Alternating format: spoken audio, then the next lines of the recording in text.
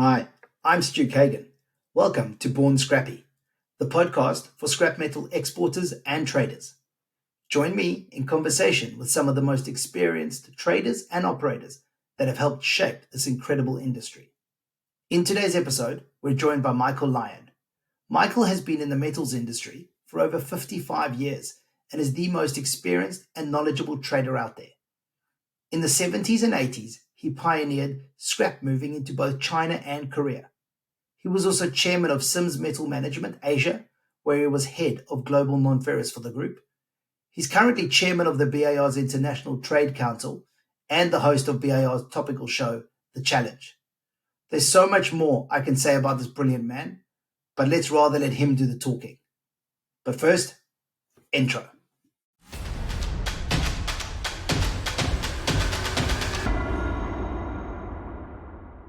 Hi, Michael. So wonderful to have you joining us today. Wonderful to have you here. How are you, Michael? Stuart, thank you. It's great to be with you. Yes, good afternoon to you. Yeah, it's a bit early in the morning for me, so if I make any mistakes or say things I shouldn't do, which is the story of my life, then at least my fallback position is it's so early in the morning. Absolutely, Michael. It's great to have you on the show. So we're really excited, and I'm sure our listeners will get a huge amount of gems from you and some good life experiences and some learning, hopefully, for them. So we last time caught up at the BIR, where I hadn't seen you prior to that for many years, what seems like probably a previous lifetime ago when I still lived in South Africa. It was so good to catch up with you again and really gave me the idea of having you on this podcast to try and share a whole lot of your experiences. So just to make mention, you've held some incredible roles in our industry. You've been obviously with the CME, where you were head of global trade there, as well as head of Phillip Lyon, which not everybody would know, but that's probably a lifetime ago as well. Of all the roles that you've held in the industry, what would you say is the one you've enjoyed the most?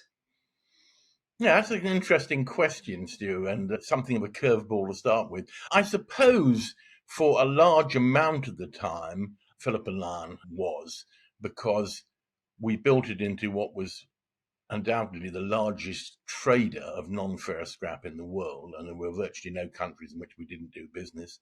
And it was a very exciting time in the markets. So from that point of view, it was a lot of fun. There was a lot of stress and a lot of angst, and at the end, unfortunately, it came to a sticky end, and I hold responsibility for that, which, it took me a long time to get over. And if it hadn't been for the chance of a second career in my association with Sims, we probably wouldn't be having this conversation today at all. But certainly as an entrepreneur, it was much more fun, essentially, being in an entrepreneurial trading company as Phillip Lyon was. That said, of course, I got a lot of satisfaction too from what I was able to do in helping Sims make a migration from simply a silo-based exporting company and processor of scrap to something, I think, rather more in terms of their global presence, and most importantly, in helping them to manage their risk exposure as well as their trading activity, which I guess may come up in some of the questions we talk about. Yeah, sure. Look, you're speaking my language when you talk about the enjoyment of the entrepreneurial journey. It's something I'm very passionate about and absolutely have loved the last 7 years that I've been on that journey. So I'm definitely here with you on that. When it comes to our industry, I think a lot of the listeners who might be new to trading, who don't have the experience you have, let's be honest, you've got over 55 years. I don't think there's anybody listening who has the experience you have. It can seem like a daunting task, commodity trading or what we do. It can be daunting. It can be scary. The idea of this is obviously to learn through your experiences and to try and get some stories from you. And I expressed it as, the goats of our industry, the greatest of all time. I do believe you are absolutely one of those, Michael. So I kind of wanted to ask you if you could share a tricky deal that you've ever had to deal with, a tricky trade that you had, something that had its difficulties and you had to get through. And I guess with that, what your learnings were as well from that for our listeners. Sure. When you refer to me as a goat, I'm not sure haven't been more of a tethered goat than I've actually been a goat in a lot of the time, and I certainly got the scars to prove it. Look, obviously, in a in a career as long as mine, obviously there have been many issues or opportunities, but also difficult trades to deal with. One that comes to my mind is from a very long time ago, actually, some 35 odd years ago, but the lessons from it are still relevant today. It was a deal where a company, a copper refiner in Australia called ER&S, which still exists in Port Kembla, they were at that point considering giving up smelting copper. And they had a very large pile of insulated copper wire scrap that they wanted to get rid of. Anyway, cut a long story short, I, and along with one of my team, Mark Zellier, who of course you'll be doing a session with in due course, he was a very young man at that time, and actually I brought him into the business. I'm rather proud of being my protege, if you won't mind me describing him as that. When he was 19, he was going out with my children's nanny, and who he eventually married. And I enticed him, God help me and God help him, into the recycling business. Anyhow, that's an aside. We went down there and we looked at this scrap, and cut a long story short, we actually purchased it, much to the frustration of my dear old late friend John Crabb, who was managing director of Sims, who was actually quite horrified and furious with his team that we managed to do this transaction. Anyhow, we did the transaction and we sold some of the earliest shipments, because the shipments were going to take over a period of time, to a copper chopping operation in Singapore, which no longer exists, a company called Celtrad. Anyway, we started shipping this material, and not to get too technical about it, but the pricing of the material was on a forward basis. That's to say that we weren't pricing until the option was, in fact, with the ER&S as to when they would price the material. So we sold at a fixed price and bought the market against it. Now, as I said, I don't want to get too technical, but that was strategically important to us because at the time there was very big backwardation in copper. Simply put, if you've got big backwardations, you want to be having hedge purchases on the market, not hedge sales, where you are hostage to fortune, as many people have discovered who have got hedge sales and get caught up in the backwardation. Anyway, that was the situation. Started shipping the material. Material arrived in Singapore, to the horror of and to some extent this was our fault, I guess, but it wasn't defined in the contract. There was a large amount of figure-8 cable in there. He couldn't chop that material, and he could not do it. So we were faced with a situation in which we bought an enormous amount of material, which included a significant amount of figure-8 cable. What on earth were we going to do? Now, it happened at that point that ER&S were having second thoughts about having made the sale at all. However, and here's the important point for your listeners to understand, you have to be prepared to not blink first. So we went back and said, well, this is difficult. We've already made a sale and it's difficult. We've got a commitment there. The market hadn't actually changed that much. But what they didn't know was we picked up an enormous amount of money on the backwardation. So eventually, we let them persuade us to cancel the contract with a small cancellation fee from them and a cancellation fee from Celtrad as well, because they hadn't defined the fact we weren't allowed to ship a figure-8 cable and a material. And so the result of the situation was we actually ended up making much more money out of the fact that when we closed the position, we made an awful lot of money on the backwardation than we would ever have made on the scrap. Now, I guess the moral of this story is that sometimes deals that don't happen are better than deals that do happen. But the secondary point is that at that time, Australia had an export ban on exports of non-ferrous scrap, which ER&S as a consumer could get round by saying they didn't object naturally to their material being exported. However, I persuaded John Crabb, and Sims had an association with a consumer who was producing rod there, and therefore they'd up to then supported the idea of export controls. But John Crabb was on my board. I was president of the Non Ferrous division of BIR, and he was on the Non Ferrous board. I persuaded him that he had to start persuading the Australian government to cancel export controls in Australia, using the example of what ER&S had done, and they did, and there's never been an export control in Australia since then on scrap.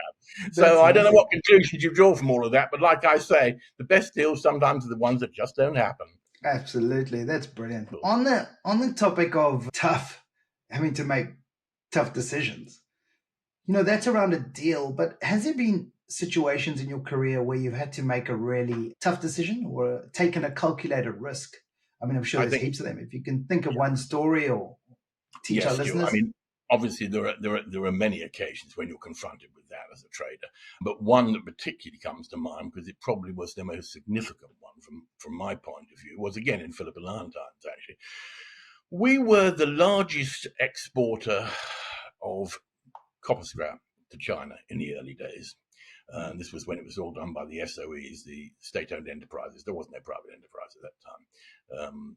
I'll come back to that story in a sense about pioneering that a little bit later. But fact of the matter was, in the late 80s, right at the end of the 80s, about 1989, there were issues going on around the world with a lot of changes taking place. And we had some very, very large commitments of scrap that we were shipping into China to the Shanghai smelter to convert into cathode, which we ultimately then sold. What happened was that at a certain point, there were such difficulties that many people were diverting shipments. I'm talking now about the primary producers, copper concentrate, etc., because the risk elements that existed at a particular point in time in history made them decide to divert shipments and hold back from making shipments. And we had a lot of material on the water. And I took the decision to say to our buyer or our converter there, Shanghai's mother, look, we're going to continue with the shipments. Don't worry, we will support you. We're going to be there for you. We won't let you down. Now, the truth of the matter was we were making a virtue out of necessity because, quite frankly, there simply weren't the markets to go and divert the material, unlike with copper concentrate, where there obviously were many other markets. With scrap at that time, in the volumes that we were talking about, and we were talking in thousands of tons, it would not have been easy, indeed extremely difficult to divert shipments. So I was making a virtue out of necessity. But the upshot of that was that we did deliver the material, and they saw us as being a very reliable partner. And after that, we had so much primacy in the market because we'd been there and, if you like, obtained old friend status. That the moral of the story, Rodney, was if you've got no choice about something, at least make it look like you're doing something for a good reason and get something out of that. And that's what we did. Now, as far as risk control is concerned, that's another conversation we maybe will have later on in this session. But it certainly was a very challenging moment, and we made the best out of what was a difficult situation. The risk control you speak of is just such a massive aspect for our industry in general, right? We'll hopefully touch on a bit more of that a bit later. I remember, so you mentioned going into China. Obviously, you played a huge part of moving copper into China. I still remember in my days when I was a junior trader flying into Korea, and I used to always go see our very good friend, Mr. S.I. Ko. And what a wonderful man he is at Indeed. Salem. And I still remember I'd be there doing an annual contract for my company in South Africa. And we might be doing something in the region of, say, 10 to 20,000 tons a year of one of the copper grades, maybe a birch clip. And we would go in to see one of the buyers, and they would often make mention of, oh, Mr. Michael has been here just earlier. That volume is what he does for the month or for the quarter. It would very quickly bring me down to size in those meetings. So you were always there just before me. So yeah, those were fun Ko times. is a very dear friend. I'm still in touch with him, Yeah, and he's still active. I know. Actually, he's still. I don't think he knows how to give it up. Quite I don't frankly. think he's going to give it up at all. What a wonderful guy. Talking about moving into these markets and having relationships in these markets, I'm a huge proponent of collaboration. I love collaboration. I believe that we can all achieve so much more if we work together. We are also, as an industry, hyper-local. And what I mean by that is we aren't competing with other metal recyclers in other regions. Our competition might be a couple doors down from us. It might be in the same town. It might even be in a town nearby, but it's not in other countries. It's not really in other states. The value of the material that we buy, and the value is too low and the cost to get it to us is too high to move between states or between towns. So with that in mind, how have you collaborated or used collaboration to help you over the years? It's interesting. I mean, let me say first of all that we are competitive animals. as traders. It is the fuel that actually motivates us.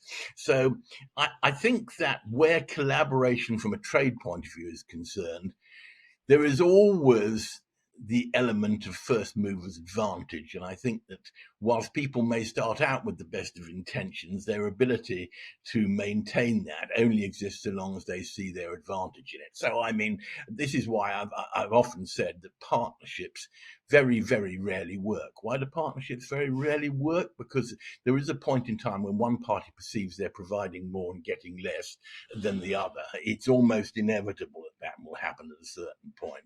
So collaboration from a trade point of view is very different. I'd like to actually approach your question from a different point of view. The example I would give of collaboration is to do with our industry, but is not actually to do with trading. It is, in fact, what we've done with the challenge, the program that we do at BIR. Yes, absolutely. If you don't mind me talking about that for a second, what I would say to you is this. It came out of an idea of the then president, last President Tom Bird, and Mark Sellier, as who was chairman of the communications committee. And they wanted to try and develop something. It was during the time of COVID that basically enabled us to stay in touch with our membership in an effective way. And they approached me as to whether I could devise something that would achieve those ends.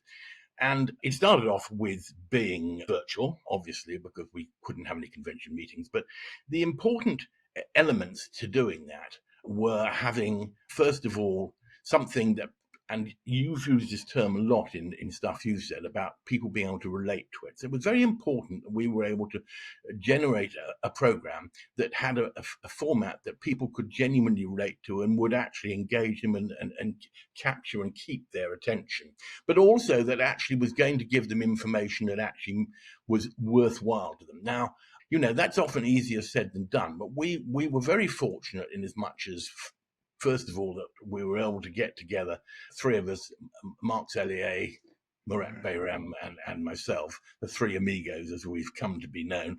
And I think what was really important about that is the authenticity that generated, because people looked at it and said they could really identify with that because we were people who actually genuinely were good friends and therefore were able to collaborate on a project of that kind.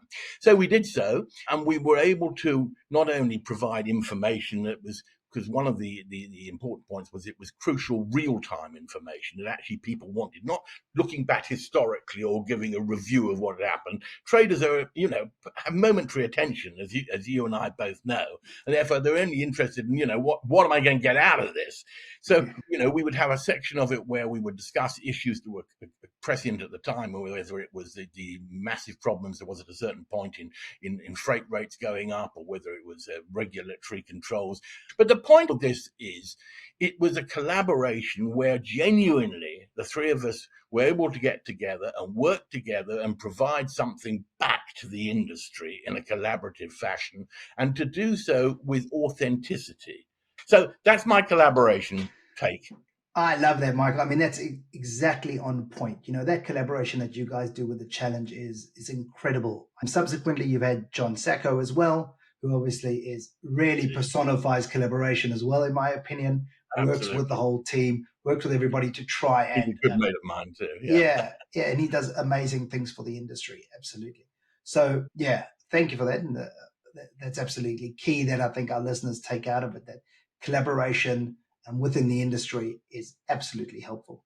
And just as a sidebar, I'm very excited to have the three amigos as my first three interviews. I thought, in the heart of, believing in collaboration and the collaboration you guys have done, I've collaborated with the three amigos to kick us off. So that's quite exciting. We're thrilled about that. Amazing. Thank you. To get a little bit more on the experience side of things and learn a bit more from your experience, what would you say your career, if you were to choose one career highlight, what would that be, and what do you think got you there? Well, I think the highlight I would say, and again, this is a bit generic, but you've referred to it at the beginning of this conversation. Basically, it was pioneering both the Chinese and the Korean markets. At that time, which we're talking about the early 80s, late 70s, early 80s, very few people actually trading. Well, in the case of China, there were none at all. We were the first in there. I mean, when I first went to China, they were all on bicycles. I mean, they really were all on bicycles. Yeah, I mean, a yeah. car was an absolute rarity. It was extraordinarily different. But, access is everything in this business. And I was fortunate from that point of view, in as much as my father was chairman of the London Metal Exchange at that time. And the man who was basically head, although he was only called vice president, was really head of the importing of non-ferrous metals, was a man called Wu Jisheng, who was the son-in-law of Deng Xiaoping, who was, of course, the supreme leader at that time. And he came to the LME dinner, and I met him there. And cut a long story short, I went to Shanghai and met with the Shanghai smelter, and they wanted to buy 10,000 tons of copper scrap in one go. I said, wait a minute, it's not quite as easy as that, unfortunately. However, although we got pretty close to doing deals of that, well, we were, in fact, we had conversion contracts that were over 5,000 tons a month of Birch Cliff alone.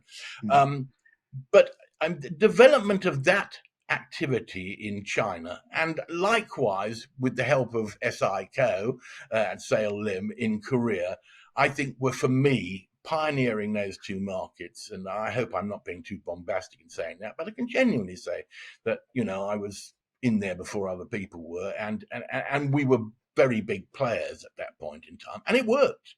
It worked for us, and it worked for our suppliers too, because the extent to which we had sort of hegemony in the market meant that, and that was because we were shipping from all over the world. So they knew, whether it was China or Korea, that if they came to us, that we would always make them a market. Because if we couldn't get it from the US, we could get it from Nigeria or Timbuktu, quite literally. And that meant that we could provide volume commitments to them, which is what these people wanted, to get as near as they could to what was happening in the primary metals business. And the development of those markets, because China was an utterly different market today, utterly different. But I think being a pioneer in that field was both enormously personally exciting and interesting, but I also think it did plough a furrow for the industry in a way that was quite beneficial. Yeah, quite beneficial to say the least. I was always told that you were one of, actually probably the person who made that change and got into those markets for the rest of the world. So it's coming from you, but I was always told. Of course I wasn't, and I wouldn't want your listeners to get that impression. But I would certainly say that I was right up there where that was concerned. Absolutely. Yeah. It's great to hear stories and that. I also would love to just straight out ask you for some tips and tactics. So if you were to give our listeners one tip to help optimize their trading strategy, you've been doing this for over 55 years, I'll say it again. What would that one tip be? Well, I think my answer to that would be, and this comes into the category of do as I say, not as I do, and that would be a good listener. When you're listening, you're learning things. When you're talking, you're giving away information. And information is the most important part of a trader's armory, if you like. So the ability to listen will pay enormous rewards because you will learn things. And what's more, it's remarkable, but nature abhors a vacuum. Consequently, if you're good at being a listener, people will tell you things that they never intended to tell you at all. They just can't help themselves. I'm doing it now. Michael, I love that. I'll tell you why, because don't you find that traders are usually exceptional talkers? That's usually what you find. They can sit at dinners, they can sit in meetings, they can really take control of a room and have everybody captivated with stories. But I agree with you 100%. It's the listening part that really makes a good trader, or makes that trader better than any other trader. Yeah, it is a conundrum. You're absolutely right, because there's no doubt about it. Traders are showmen. That's what they've got Exactly. to be. They're also self-delusion artists, which is why the important thing in running a trading business is that basically you've got to be able to actually control your traders. Because, I always say, give them enough rope to hang themselves, but not to hang you too. Yes, it's true that people do like that. And it's a very important part of what you do. If you use that personality aspect in order to gain access, to gain confidence, to get the interest of the people you're talking to, fine. But you've got to know when to stop talking and start listening. And as I say, the listening part's more important than the talking part. Yeah, I keep reminding my kids, right? You got two ears and one mouth. So you listen more than you talk. So it's not working yet, but we'll get there. We'll get there. And Michael, for the exporters, when they're looking at bringing on a new buyer, because we all know to optimize your sales prices, you need to be constantly speaking to new buyers, trying to make sure that you're out there in the market. What do you recommend they look out for when they are engaging with a new buyer? Well, obviously, the most important element is what they refer to these days as KYC, know your customer. Yeah. And of course, in a regulatory environment, that's actually critical to do, but it's also a discipline that's enormously important for an exporter to understand. And that doesn't just mean knowing them in a superficial sense of the word. I mean, obviously, there are a number of elements when you start dealing with a new counterparty. The first one of which, obviously, is go and see them. See what they're doing, because a picture's worth 1,000 words. And I'm sorry for all these cliches. Trouble with cliches is they also exist because they're true. Yeah. What you see on the ground is often very important. I mean, when I used to go to see people's facilities, what I was most keen to do was to walk around, look at the scrap, and see what the tickets were on the scrap to see where they came from. But you had to do it sort of surreptitiously. Absolutely. I learned to read upside down, because the amount of time I sat at a buyer's desk and I wanted to read the documents that were on their desk. So my wife always makes mention of it when we're at the restaurant, that you don't have to give me the menu. I can read it from the person sitting in front of me. This is another true aphorism in terms of the scrap trader being able to read upside down. This is absolutely true for a whole host of things. But look, it goes beyond that. Obviously, we talked a little bit before about risk management. And that was actually a really important part of what I did when I had set up the CME for Sims. Basically, it's not just about... The situation is not static in business. So consequently, a party you deal with may be good at one point, but they're not necessarily, because they were good at one point, going to be good at another point. So what are the things you're looking for? First of all, counterparty, the most important element. Everybody understands about price risk management. They maybe don't do it very well. A lot of people don't understand hedging, including some LME brokers, I'm sorry to tell you. I mean, there's no doubt in my mind that one of the things that happened in the nickel crisis was this stunning degree to which not only the journalists, but a lot of other commentators don't understand really how hedging works.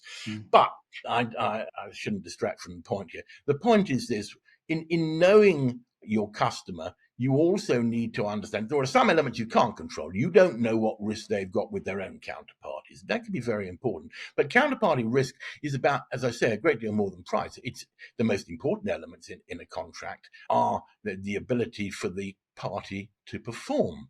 Because if they don't perform, then you've obviously got significant risk in terms of resale of material, not just from a price point of view, but relocating the material, cash flow consideration, all sorts of factors. So when you're dealing with a customer, you need to understand where they're at. That means being regularly in touch with them, making regular visits. I mean, you can't go day in, day out, but you need to be able to know from time to time what they're doing and to see the changes in, for lack of a better word, what I call the body language.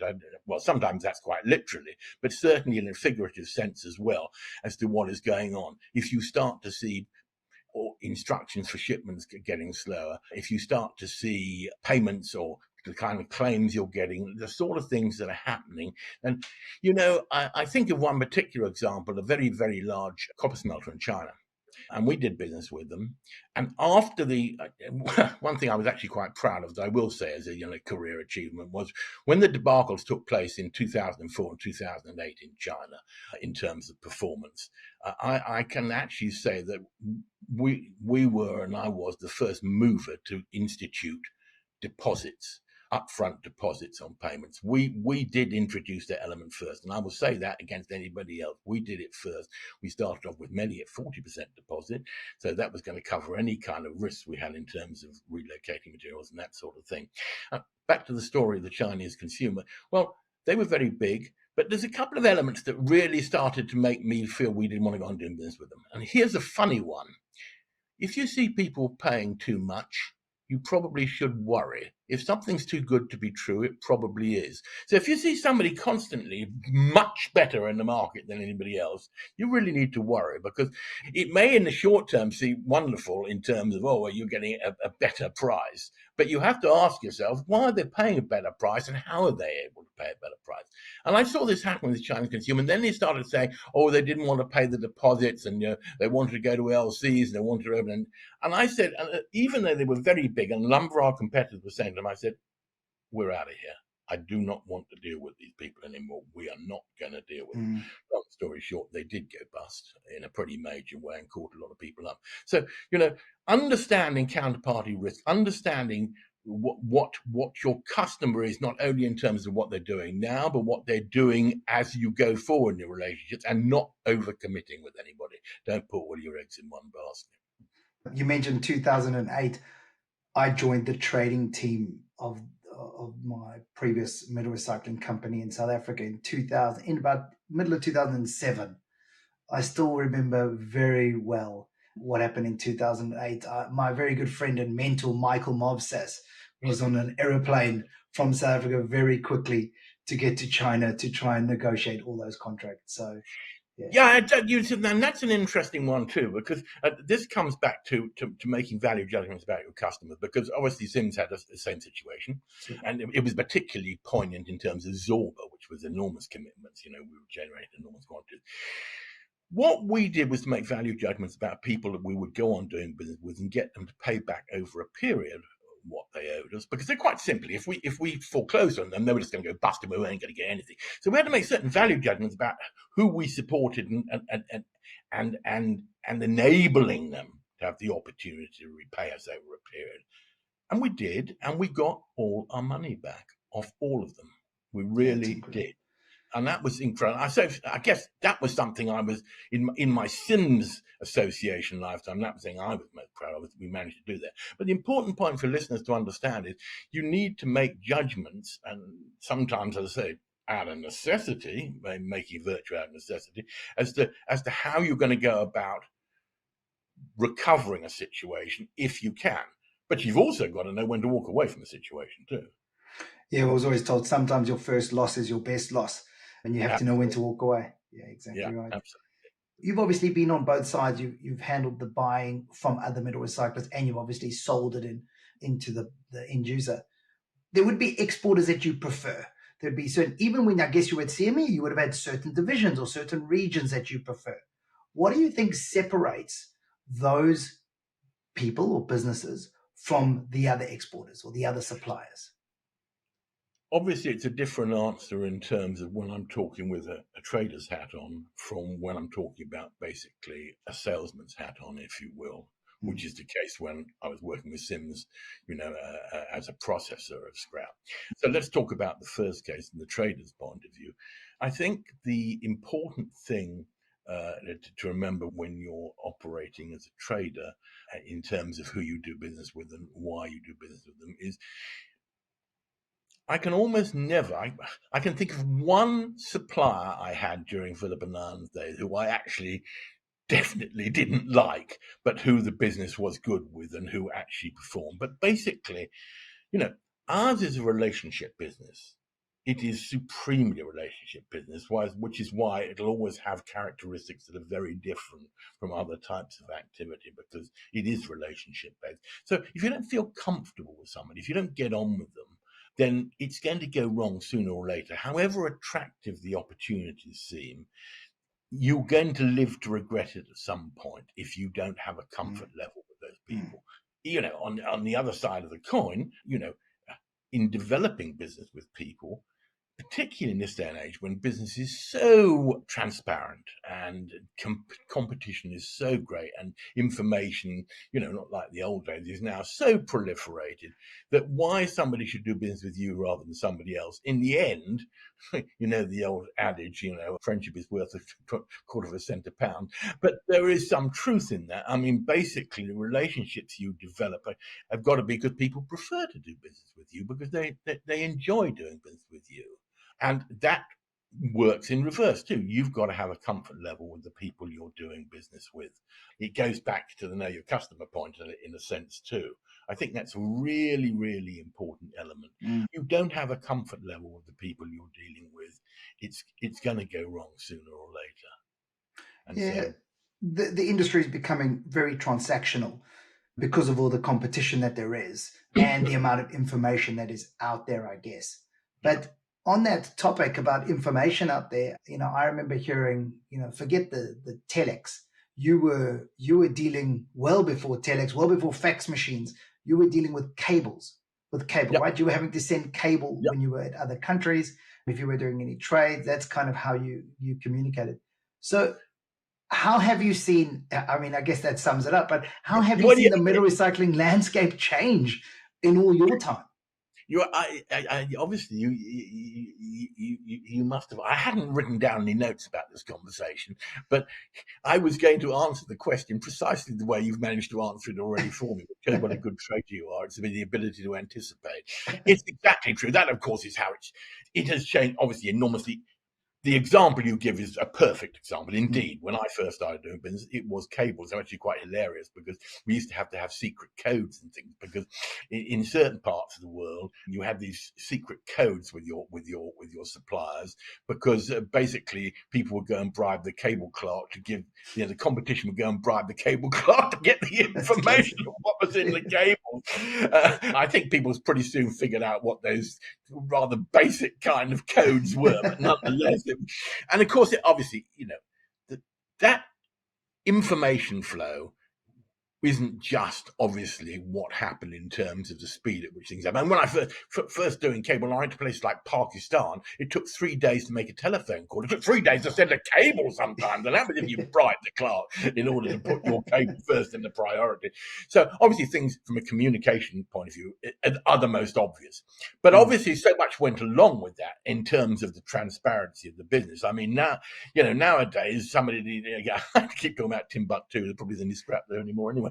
But basically, they'll tell you what the spread is between July and December Comex now before you can get the words out your mouth. Exactly In right. in past times, first mover advantage was the fact that there was much more opacity and people didn't know what was going on, and that gave you opportunities that, from an entrepreneur's point of view, were enormous. They don't exist anymore. I mean, as my dear friend Mark Sellier would say, he uses the word often, the industry is becoming commoditized. And that is true. It is. And therefore, what you do now, I mean, it's very, very difficult for traders to operate from under bond. You've got to be as good as he is in order to do that, quite frankly, now. Well, there were an enormous amount of traders in the, 20, 30 years ago. There isn't the room for them now. Yeah, In that sense, because everybody knows what's going on, and who wants to do, people are doing business now with a margin of profit, which is what an agent's commission exactly used right. to be, quite frankly. So, Yeah, and the agent isn't taking any risk at all. You're taking an enormous risk in terms of doing it. absolutely. And having to hire a whole team behind you who's managing all the payments and all the shipping and everything else. Yeah, yeah, exactly. Exactly, And exactly. what are some of the most important factors that you feel are influencing the industry today? So there's been a huge amount of change. And today, what do you feel, what is influencing the market today or the industry? Well, if we're talking about it in generic terms of the influence on the industry, rather than talking about day to day what the prices are, I think the most important element is regulatory. There's no question from that point of view. Agreed. Um, but yeah, I mean, here's the thing: advocacy and information about the greatness of our industry, which is really important from one point of view. And you mentioned John Sacco's Free Purposed, which is doing a supremely good job from that point of view. It's fantastic what John has achieved from that point of view. I mean, he's like us. He's a natural showman. He's a good friend of mine. He's a lovely guy, but he's really committed his time and effort, and he loves doing what he's doing. But what he's doing works in America, particularly because in America, advocacy really does work in terms of the political dimension, and it works because capitalism is an accepted concept. It's not a dirty word. In many other parts of the world, including Europe, basically capitalism is actually a pejorative, despite the fact that it's so important. Basically, it certainly, as far as regulators are concerned and politicians are concerned, we're considered the lowest of the low in terms of considering the profit element to be important. Never mind the fact that the economies don't function without it. But in the US, there is an acceptance whether you're a Republican or a Democrat, of the fundamental importance of the value in profitability obtained in a legitimate sense. So advocacy there really works from that point of view and gains the support of the industry for the recycling industry there. On a macro level, in terms of other parts of the world, that's much more of a problem from that point of view. That's which is why being an influencer is really important. One mustn't lose track of the fact so much, and in no sense am I trying to disparage the importance of highlighting the ESG virtues, if you will, of recycling. But let's be quite clear about this. Those are attendant benefits. Yes, we think they're marketable benefits, although goodness knows it's not showing much evidence of being true where regulators are concerned. They're still not paying us the attention they should, even from that point of view. In fact, they use it as a stick to beat us with a lot of the time. But the fact of the matter is that at the end of the day, we are a crucial part of the supply chain.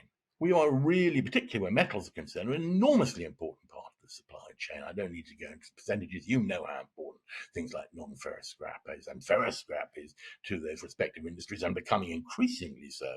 Although it's not a fungible thing, scrap. That's what people fail to understand. Because, we're more use of scrap. More use of metal scrap? What are they talking about? Every pound of metal scrap is being used. No metal scrap is thrown away. Yeah. Even ferrous, let alone non-ferrous scrap. And we keep talking about using more. You can't use more than 100%. But the importance is enabling us to do that in an effective way that benefits the whole process from that point of view. And I think there's a big risk of losing the importance of the value chain, the economic argument, which is the real point of what we need to be doing in terms of convincing people of the importance of our industry. So I think regulation, but I do think if we look at going forward, what I think we're seeing is, we've been through the age of globalization, and we now know we're going into deglobalization. We're going much more into the area of regionalization, if you will. And I think that's going to be something that we're going to see increasingly as a factor as far as our industry is concerned as well, particularly if things like EU controls on exports actually do come into place, and if that then becomes a beggar my neighbour situation. You see, unfortunately, here's a problem, Stuart, that there is a certain logic to the process from their point of view. Basically, over the next 10 or 20 years, what's going to be really crucial? Resources, and who has it? Everything from water to minerals to metals to fuels, whatever.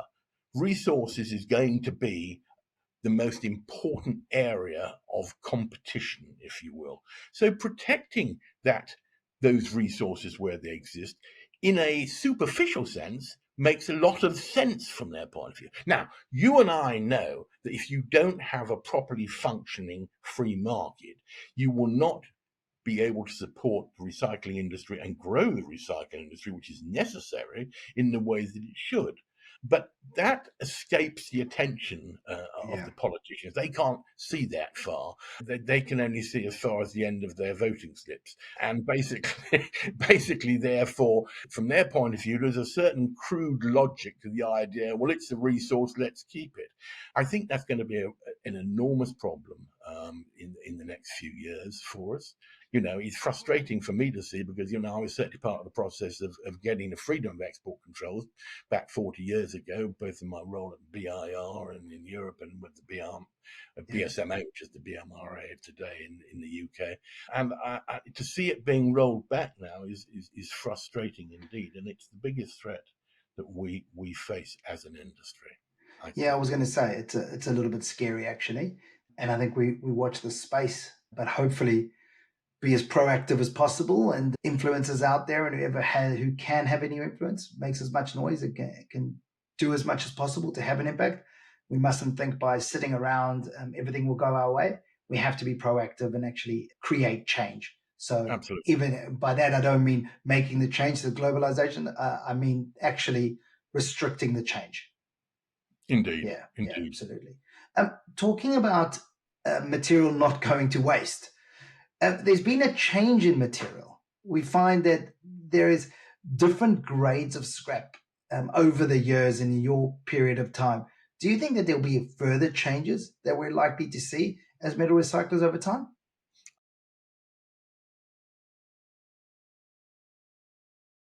Undoubtedly. I mean, first of all, obviously, and this is an area where I can't speak with any expertise, I'm sorry to say, as a trader, as a paper merchant, if you will, technologically, undoubtedly, there have been changes and there will continue to be changes. You see that particularly in things like, for example, Zorba, for example, in a generation of materials of that kind, where they've been able to raise the metallic contents as they've needed to for regulatory purposes. It's interesting. You sometimes see examples where things, history reverses itself. I mean, there was a point in time when everybody was putting up wire chopping operations, and that was a big thing in the 80s, 90s, and the early 2000s. And then along came China buying insulated copper wire, and they could pay more because they were able to extract value from the plastic as well as from the metals that enabled them to pay prices that basically jobbers couldn't compete with. And there we were saying, okay, so that's the future. Forget about it. People closed down, mothballed or closed down their chopping lines. I remember Sims doing that. They had an enormous operation in San Jose, was their main one.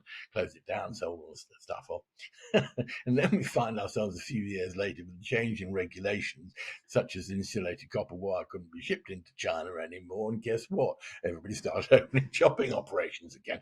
So, as I say, in so many ways, nothing stays static. So first mover advantage is terribly important if you can read the runes, as they say, and see what's coming next. But will there be changes? Of course there will be changes. Some will be technological, some will be regulatory driven, some will be commercially driven. Yes, but keeping your eye on the ball from that point of view, to be out there first doing it, is really important from a processing point of view.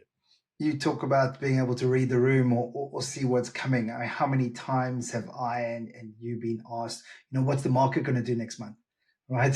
The amount of times, I mean, I have a standard answer, which is, if I knew what the market was going to do in the future, I wouldn't be here talking to you. I'd be sailing on my yacht somewhere in the islands. You're a man after my own heart. I'd say that right there, and have said the same thing. I mean, trying to second guess markets, it's always been difficult. It's now downright impossible. Yeah. And remember, we're talking from a trader's point of view, which is very short term. 3 days is a long time in a trader's mind. If you're looking at it on a longer term, you get a completely different perspective. I mean, I can certainly see the argument, for example, with copper in the longer term for prices going up in the longer term because of the new demand for it from many other new types of use of that material that weren't before, and the depletion of mining deposits, and the fact, as I say, that scrap isn't fungible because there's only as much as there is, and it's not being hidden away anymore like it used to be in the old days for tax purposes. So what you see is what you get. But if you're looking at it as we do, from a trader's point of view, or even, as I say, a processor's point of view, because they're effectively traders too. Everybody's a trader in reality. Then trying to guess the markets is an utterly pointless activity. Yeah. It's not to be. Look, if you want to be a speculator, then don't waste your time having facilities, having staff, paying rent, doing all those things you do, whatever it is, having equipment, all the rest of it. Just sit in a room and trade yourself away until either you make your fortune and get on your yacht, or go bust and have to go back to bagging. That's exactly it. Absolutely, 100% agree. Michael, we all spend so much time on social media, and there's a lot of movers and shakers. A lot of people having an influence, which is fantastic to see. And the more collaboration we can do together, the better. Who in the industry do you speak to, or do you see pushing the boundaries, doing things quite differently, and maybe the listeners should keep an eye on? Okay, I'm going to give you 4 different people. Okay, the first one is George Adams. Because what George has done, I mean, I knew George obviously when I was associated with Sims, and had 50% of, and still do, of SA recycling. But what George has done from a position of being very much on the back foot in the industry, he was the first to acknowledge it, and he did so in our conversation on the challenge with him. Only 20 odd years ago, he has built into a phenomenal business, and it's now the most successful recycler, I would dare to say, in North America. And I don't think it's going to stop there, quite frankly. And what are the ingredients? Well, first of all, he's a real metal man. He really is from scratch. He's a CEO who actually likes getting his hands literally dirty in terms of handling scrap in every sense of the word, but also because of the approach that I've noticed that he has in terms of how he treats his personnel, his staff. Basically, they have to perform, but they do get rewarded for performing in a way that I don't see going on to a great extent anywhere else, whether it's family businesses or corporations. I don't see the rewards in hands-on sense that he managed to provide. And he really takes care of his people from that point of view. And your most important resource is your people. No question about that. Again, another old cliche, but it's a fact. And he's done it. And he also has extremely good people around him. I mean, he's got a tremendous CFO in terms of Mark Sweetman, who an old friend I knew from Sims days when he worked in Sims up in Richmond, California, and has done a tremendous job in supporting George's ambitions in terms of acquisitions, and Bruce Kaiser in Non Ferrous, who was I mentored a bit when he was young, but they I think that George is the man to watch. I think he'll be the biggest player in the world ultimately. That's a big statement to make, but I think that's really quite likely that will happen ultimately. Well, you heard it here first. I probably won't be around by the time it happens, but there we are. The second one that I would mention is Chris Shepard and EMR, and therefore by association, my dear amigo Murat, who's an important component in EMR. Because of what they're doing in terms of ESG, but combined with commerciality. And that came out in the interview we did with them in the challenge too, that, basically there's got to be a commercial rationale for any ESG decisions they make. And they've combined that way that is not virtue signaling in terms of the industry, where a few other charlatans basically make a lot more noise than the actual performance. I think we all appreciated hearing that. Actually, I think that was really important. I think it's really important ingredient, and I think that he personifies that in his company and EMR in the best possible way from that point of view. The third one is from the trading arena, and it's my dear friend Mark Sellier. I have to confess on the stage to a certain paternalistic pride from that point of view, because I brought him into the industry originally. But he's certainly far exceeded not only my expectations but my own achievements. I think what he's done with his deal with Marex is the way of the future. There were very few real traders in the world. Most people talk about traders. They're not. They're talking about salesmen or procurers. They're not talking about traders. Traders are people who can make a market. And there are very few of them in our industry. And it takes skill sets, the kind of skill sets that people pay a lot of money at Goldman Sachs for. Ironically, not so keen to pay the same kind of money for finding. But it's rare to find, basically, in the recycling sector who've got it. Mark has taken that, I think, to the very logical level. Him and his partner, Greg Armstrong, and I think that this deal they've done with Marex will be very good indeed from that point of view, and it will enable them to have the financial stability and support they need. I mean, they had a good association with Mitsui before that worked well, but I think this, in the sector of commodity trading, which Marex is in, makes them a very logical assimilation from that point of view. I think that that's going to be great from that point of view with him. And the last one I mentioned, he's also a wonderful guy. He's also a great guy. Well, Mark, always available. Look, he's one of my dearest friends. I mean, no question about it. Mark and I speak usually several times a week, and he's tremendous. And I'm very, very fond of Mark, but I also delighted to see what he deserves his success. Yeah, I think he really deserves his success. And the last one I mentioned is one which is definitely an outlier situation, and I'm intrigued as to what may or may not happen. That's Raphael Souchon and his partner Sebastian Brenner at Meticor. We've got this platform they're developing now. Platform before are full and flat on their face, and there's no question about it in our sector. And there are a number of reasons why they haven't worked. But I think, and I've had a number of conversations with them, trying to give them a bit of mentoring advice. And I think if they're able to develop something that is a hybrid model that has trading in a personal sense as well as an electronic sense as part of that platform, it could work, because they're both very bright managers. They come from they certainly have, they're very bright corporate people who have a very good history from that point of view. What they've got to do is to be able to get, and that's the difficult bit, some really good traders. And if they can find those, identify those, they may be able to make that platform really work. It'll be interesting to see if it does. But then on top of traders, you need one other thing. You need somebody who can control traders, because basically traders are, it's like herding cats, basically. They're difficult, very, very difficult to control. Their virtues are their vices as well. And I've been on the receiving end of that as well as the benefiting end of that. So I know. So those are four very different people, but I think all are going to be important factors in the future.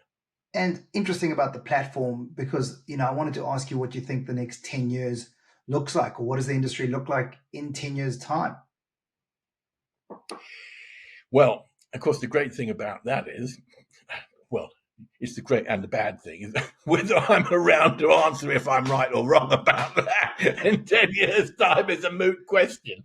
And I think, it's almost a bit like another version of what's the copper market going to do, isn't it? That question. As I've already said, I do think that there will be vastly more regionalization. I also think there will be an enormous competition for resources. And as we've already established, recycled materials is a vital part of the resource supply chain. And so I don't think that's going to be bereft from the experiences that others are going to have in other parts of the resources sector. I think that the challenges that we face from that point of view, where political focus, as I say, I touched on that before. I didn't quite complete that point. The problem is that, in playing up the virtues of our industry, it's a two-edged weapon, because the more that you do that, the more you're drawing attention to the importance of it as a resource. And once the politicians get their attention focused on you, that's usually bad news, not good news. So I do think that I think the challenges of the next 10 years, and what's going to happen in the next 10 years is going to be a very, very difficult situation for us to deal with. I mean, I don't want to be dystopian about the whole thing, because the one thing that one can say about our industry is, and over the last 55 years, I've seen it again and again, is that we are enormously resilient, and we find a way of getting round problems, whatever they may be. A quick little take I'll give you from that point of view was many years ago in India, which has always been an area of massive changes in regulatory controls all the time. There was a situation at one point where the duty on drosses was much less than it was on scrap as such. So we had a remarkable situation, and the brainwave, which really was quite a brainwave that happened, till we started turning our scrap into dross. So we were sending it to an ingot maker in Los Angeles from all over the US. They didn't understand why the hell we were doing that. Nobody else knew we were doing it. And we were turning all this scrap, sort of honey or birch cliff and all these different, and turning it all into a dross-looking material so we could ship it to India. We made a fortune, so did the buyers out of it. So, there is a way of turning regulation to advantage, and that's what we as entrepreneurs have to try and do. But I think the challenges in doing that are going to be greater than ever, quite frankly. I love that, turning it into dross. There's a great book called The Obstacle is the Way. And sometimes you get thrown an obstacle and you don't realize it's actually there for your benefit. And when that came in, I can assure you, everybody was pulling their hair out until you found a way around it. And you all made a lot of money through that period. So that's great. And just to make mention, no doubt you'll be around in 10 years' time, and you'll probably play a huge part in curating what the industry will look like at that time. So, yeah. Well, thank you for that prediction. I hope I have the finances to keep going. Michael, that's all the experience share and the tips and tricks and things like that. I like to end with a little way for our listeners to kind of get to know you a little bit better. So it's just called a lightning round. So what's your favorite TV series or movie? I was tempted to say Succession, but I think that's too in vogue at the moment. I was tempted to go back to the old days and say Brideshead Revisited, which was superb and probably the finest series ever done on television, but most of your listeners are way too young to know that. So I'll plump for one called the Warwicker Trilogy, which was Bill Nighy and Helena Bonham Carter, which was basically a political espionage trilogy thriller, which was extremely good. And I also had a personal interest in that, in the sense that I met and had chats with in my travels with both Rafe Fiennes and Helena Bonham Carter. And awesome.